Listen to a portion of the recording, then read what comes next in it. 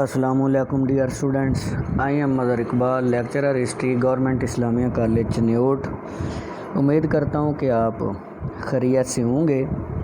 तो dear students, आज का जो हमारा लेक्चर है वो है सर सैयद अहमद ख़ान की इब्तदाई ज़िंदगी और उनकी तालीमी खिदमात। तो आज हम सर सैयद अहमद ख़ान के बारे में और उनकी जो तालीमी खिदमात हैं उनके बारे में जो है वो मुख्तसरन जो है वो डिस्कस करेंगे। कमो पेश 1000 साल तक मुसलमानों ने हिंदुस्तान के तूल अर्ज़ पर पूरी शान और शौकत से हुकूमत की और ज़िंदगी के तमाम शोबों में अपना रंग जमाया, लेकिन फितरी ज़वाल ने आखिरकार इनके इक़्तिदार को माज़ी की कहानी बना दिया जिसे वो भूलने के लिए तैयार नहीं थे। लिहाजा अंग्रेज़ों से अपना इक़्तिदार वापस छीनने के लिए उन्होंने एक आखिरी कोशिश की जो नाकाम होगी। इसे हम जंग आज़ादी के नाम से जानते हैं। 1857 की जंग आज़ादी के बाद मुसलमानों के मुकद्दर में सिवाय अंग्रेज़ों की इंतकामी कार्रवाइयों के और कुछ न था। दूसरी तरफ मुसलमानों के मजहबी ग्रोह भी किसी तरह हार मानने वाले नहीं थे और कहीं ना कहीं जिहाद का अलम बुलंद किए रखते थे। इसलिए अंग्रेज़ मुसलमानों के ख़िलाफ़ ज़्यादा सख्त रवैया रखते थे। इस सूरत हाल में चंद मोतदिल मिजाज मुसलमानों ने अंग्रेज़ों से मुफाहमत करने का सोचा ताकि मुसलमानों के ख़िलाफ़ इंतकामी कार्रवाइयों की आग को बुझाया जा सके। अंग्रेज़ों ने मुसलमानों की रिवायती तर्ज हुकूमत, इंतज़ामी इदारों और निज़ाम तालीम को ख़त्म करके जदीद निज़ाम राइज कर दिया। चुनाचा इनसे मुफाहमत का मतलब इनके नए निज़ाम को कबूल करके इसमें अपनी जगह बनाना था। ये चीज़ मुसलमानों के रिवायती तबकों को कबूल नहीं थी। निज़ाम हुकूमत का तो वो कुछ नहीं बिगाड़ सकते थे, अलबत्ता तालीम और मुआशरत को उन्होंने पुराने तर्ज पर कायम रखने का अज़म किया और रिवायती मदारिस को चंदे पर ही सही कायम रखा, लेकिन ये चीज़ इन्हें नए निज़ाम से बिल्कुल लातल्लक नहीं रख सकती थी क्योंकि इन्होंने अंग्रेज़ों की हुकूमत को बहरहाल तस्लीम कर लिया था। इस चीज़ ने मुसलमानों के एक तबके का हौसला बढ़ाया और इन्होंने रफ्ता रफ्ता पहले तालीम फिर सियासत को भी जदीद असूलों के साथ तस्लीम कर लिया। इस तरह से मुसलमानों के अंदर मुख्तलिफ़ किस्म के तबकात वजूद में आ गए। एक तरफ वो थे जो जदीद निज़ाम को मिनोअन अख्तियार कर लेने पर इसरार करते थे और इसमें मज़हब का हर्ज नहीं जानते थे। दूसरी तरफ इंतहा पर वो थे जो अंग्रेज़ों के ख़िलाफ़ हथियार उठाने से भी गुरेज़ां न थे। इन दोनों इंतहाओं के दरमियान बहुत सारे दीगर तबकात थे जो कुछ इधर और कुछ उधर थे। जदीदियत के अलमबरदार सर सैयद अहमद ख़ान थे जिन्होंने मजहबी शनाख्त के तमाम के साथ जदीद इदारों में दाखिले का रास्ता हमवार किया। सर सैयद अहमद ख़ान और तरीक़े अलीगढ़। सर सैयद अहमद ख़ान एक मजहबी और सियासी ख़ानदान में 17 अक्टूबर 1817 को दिल्ली में पैदा हुए। वो हसनी हुसैनी सैयद थे। इनकी वालदा जिनका इनकी तरबियत पर बहुत गहरा असर था, शाह वलीउल्लाह रहमतुल्लाह अलैह के ख़ानदान से तल्लुक़ रखती थी। इनके वालिद और नाना मुग़ल दरबार से मुंसलिक रहे थे जबकि इन्होंने खुद ईस्ट इंडिया कंपनी की मुलाजमत अख्तियार की थी। इस तरह से खुद इनकी ज़ात जदीद और कदीम का हसीन इम्तज़ाज थी। अंग्रेज़ों की मुलाजमत में रहने से इनके अंग्रेज़ों से दोस्ताना तल्लुक़ात थे। वो इनके मिजाज से भी बखूबी वाकिफ़ थे।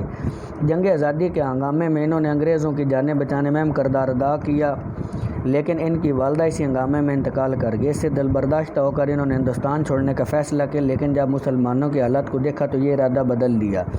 ये इनका यकीन बन चुका था कि अंग्रेज़ अब हिंदुस्तान को छोड़ने वाले नहीं, लिहाजा मुसलमानों को अपना मकाम बनाने के लिए अंग्रेज़ों से मुफाहमत करना ज़रूरी था। इस मुफाहमत में वो सबसे ज़्यादा अहमियत तालीम को देते थे कि जब तक मुसलमान अंग्रेज़ों के अलूम को नहीं अपनाते वो ज़िंदगी की दौड़ में आगे नहीं बढ़ सकते, क्योंकि किसी भी ओहदे के काबिल होने के लिए अंग्रेज़ी तालीम शर्त थी। मुसलमान अपने मजहबी और रिवायती अलूम के असूल से किसी शुमार में भी नहीं आ सकते थे। सर सैयद का असल कारनामा इनकी तालीमी खिदमात था, अलबत्ता इनका मकसद मुसलमानों को बरतानवी हिंद में एक मकाम दिलाना था। इसलिए इनकी सियासी और मुशर्रती खिदमात भी मंजर आम पर आईं, लेकिन उनमें सबसे जो अहम थी वो उनकी जो है वो तालीमी खिदमात थी। सर सैयद अहमद ख़ान की ज़ाती हालात ज़िंदगी, मुलाजमत, एजाज़ात और खिताबात। सर सैयद ने अपनी मुलाजमत का आगाज़ 1838 में दिल्ली में किया, जहाँ वो सदर अमीन की कचहरी में सरिश्तादार के ओहदे पर मुतय्यन हुए। ये मुलाजमत ایسٹ انڈیا کمپنی کی طرف سے تھی، البتہ عہدے کے نام بھی ابھی تک فارسی میں مغلیہ عہد والے چل رہے تھے۔ فروری 1839 میں وہ دفتری کمشنری آگرہ میں نائب منشی کے عہدے پر چلے گئے۔ دسمبر 1841 میں وہ امین پور میں منصف بن گئے۔ منصف کے عہدے پر وہ جنوری 1842 میں فتح پور سیکری اور فروری 1846 میں دلی تبدیل ہو گئے۔ 1842 میں انہیں بہادر شاہ ظفر کی طرف سے جواد الدولہ عارف جنگ کا خطاب ملا۔ جنوری 1855 میں وہ بجنور میں صدر امین کے عہدے پر ترقی پا گئے اور یہیں پر تھے کہ 1857 کا ہنگامہ برپا ہوا، جس میں انہوں نے انگریزوں کی جانیں بچائیں۔ جنگ کے بعد ان کی خدمات کو پیش نظر رکھتے ہوئے انہیں جولائی 1858 میں مراد آباد میں صدر الصدور بنا دیا گیا، جو مغلوں کے عہد کی عدالت کا سب سے بڑا عہدہ تھا۔ اسی عہدے پر وہ پہلے مئی 1862 میں غازی پور اور 1864 میں علی گڑھ تبدیل کر دیے گئے۔ 4 جولائی 1864 کو انہیں رائل ایشیاٹک سوسائٹی برطانیہ کی اعزازی رکنیت کا ڈپلومہ دیا گیا۔ 15 اگست 1867 کو سمال کازکوٹ بنارس کا جج بنا دیا گیا۔ اسی قیام کے دوران اردو ہندی تنازع پیش آیا۔ 6 اگست 1869 کو انہیں ملکہ برطانیہ کی طرف سے CSI commander star of India کا خطاب ملا۔ اسی سال انہوں نے سفر لندن بھی اختیار کیا۔ 1876 میں وہ پینشن لے کر ملازمت سے ریٹائر ہو گئے۔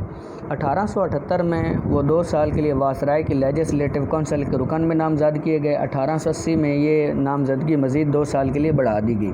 1887 میں وہ سول سروس کمیشن کے بھی رکن نامزد ہوئے۔ 14 مئی 1888 کو انہیں ملکہ کی طرف سے KCSI night commander star of India کا خطاب ملا۔ اسے ہی عرف عام میں سر کہا جاتا تھا۔ نائٹ کلیسا کے جاں باز سپاہی کو کہا جاتا تھا۔ 18 اپریل 1869 کو انہیں ایڈنبرا یونیورسٹی کی طرف سے LLD ڈاکٹر آف لاز کی اعزازی ڈگری دی گئی۔ 27 مارچ 1898 کو کی طویل علالت کے بعد سر سید احمد خان علی گڑھ میں وفات پائی اور وہیں وہ دفن ہیں۔ سر سید احمد خان اور ان کی تعلیمی خدمات۔ سر سید احمد خان نے اپنے پروگرام کا آغاز جنگ آزادی کے فوراً بعد ہی کر دیا۔ جہاں جہاں ان کی ملازمت رہی، انہوں نے وہاں مسلمانوں کی تعلیم پر توجہ دی۔ 1859 میں مراد آباد میں ایک مدرسہ قائم کیا، جس میں روایتی علوم کے ساتھ ساتھ انگریزی بھی پڑھانے کا انتظام کیا گیا تھا۔ مراد آباد میں ایک یتیم خانہ بھی بنایا۔ اصل میں وہاں عیسائی مشنریز نے ایک یتیم خانہ کھولا تھا، جس سے مسلمان بچوں کے عیسائی ہونے کا خدشہ تھا۔ اس خدشے کے سدباب کے لیے سر سید نے یہ یتیم خانہ کھولا۔ مراد آباد کے طرز پر ایک مدرسہ 1862 میں قائم کیا، جبکہ وہ غازی پور میں تھے۔ اس مدرسے کا نام وکٹوریہ اسکول تھا۔ 1863 میں سر سید احمد خان نے غازی پور میں سائنٹیفک سوسائٹی کی بنیاد رکھی، جس کا مقصد انگریزی کتابوں کا اردو میں ترجمہ کرنا تھا، تاکہ مسلمان انگریزی کے علوم سے اپنی زبان میں واقفیت حاصل کر سکیں۔ کچھ عرصہ بعد اس کے دفاتر علی گڑھ منتقل کر دیے گئے اور اسی سوسائٹی نے علی گڑھ انسٹیٹیوٹ گزٹ شائع کیا، جو کہ بعد میں رسالہ تہذیب الاخلاق میں ضم ہو گیا۔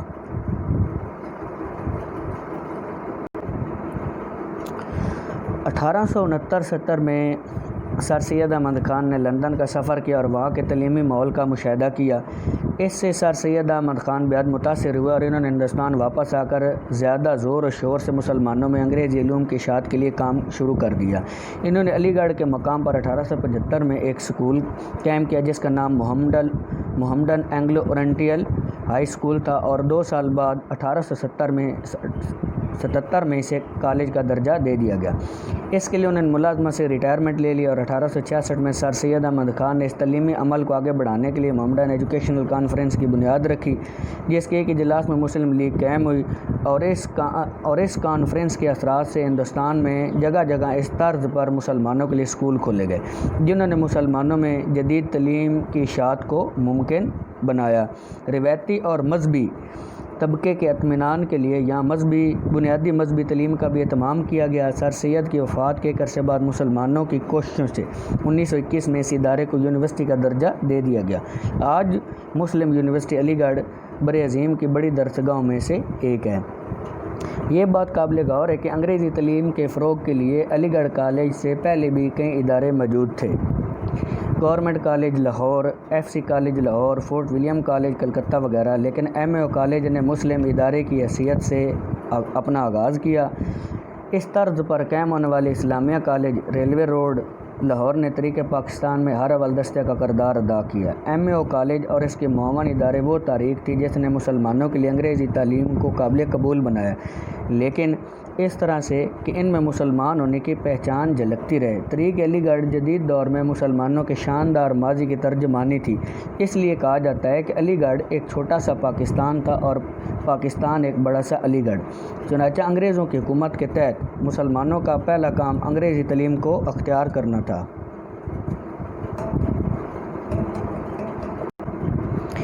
اس اہتمام کے ساتھ کہ ان کا مذہبی تشخص بھی قائم رہے اور اصل میں یہ ان کی اس وقت کے اعتبار سے ایک سیاسی پہچان تھی۔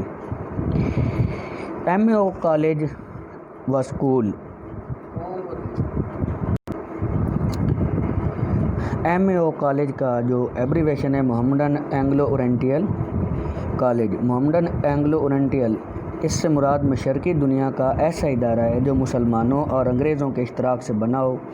ادارے کا نام اس بات کی نشاندہی کرتا ہے کہ یہ اپنی نوعیت کا ایک خاص ادارہ ہے اور اس کا مسلمانوں کی تاریخ میں یا انڈین سب کنٹیننٹ کی تاریخ میں بہت بڑا رول ہے۔ تو ڈیئر اسٹوڈنٹس، اس لیکچر کے حوالے سے آپ کا کوئی سوال ہو یا کوئی اوپینین ہو تو وہ ضرور شیئر کریں۔ بہت شکریہ، تھینک یو سو مچ۔